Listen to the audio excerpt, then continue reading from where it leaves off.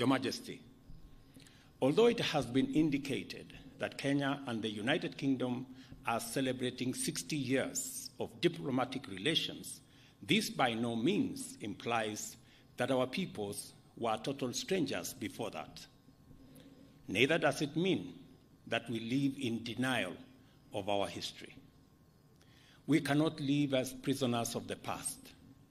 Neither can we go far into the future if we turn our backs on history and historical actions and omissions whose legacies encumber our present.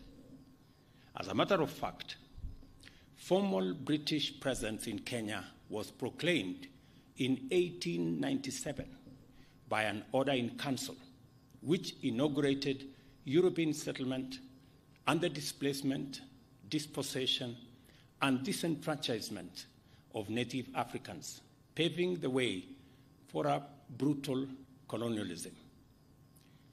And if colonialism was brutal and atrocious to African people, colonial reaction to African struggles for sovereignty and self-rule was monstrous in its cruelty. It culminated in the emergency, which intensified the worst excesses of colonial impunity and the indiscriminate victimization of Africans. I took you through earlier today the whole of fame and the whole of shame.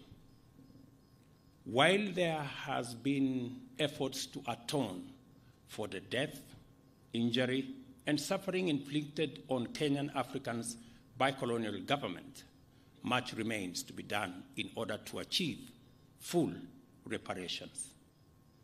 I am optimistic that through the Kenya-UK partnership, we shall keep up our endeavor to inspire the change we hope for by making people and their well-being the fundamental consideration in our pursuit of trade and investment, defense and security, conservation and climate action, research, development and innovation, as well as our work of designing a future that works for present generations and distant prosperity.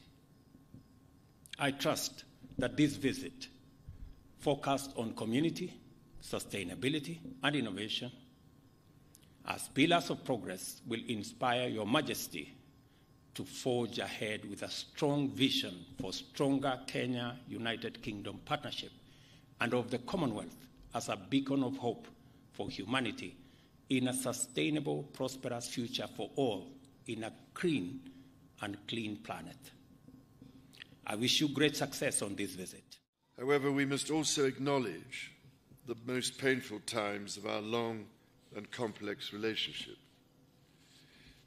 The wrongdoings of the past are a cause of the greatest sorrow and the deepest regret.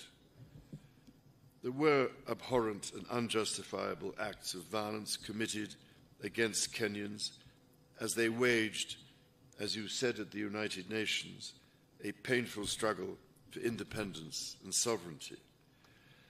And for that, there can be no excuse. In coming back to Kenya, it matters greatly to me that I should deepen my own understanding of these wrongs and that I meet some of those whose lives and communities were so grievously affected. None of this can change the past, but by addressing our history with honesty and openness, we can perhaps demonstrate the strength of our friendship today.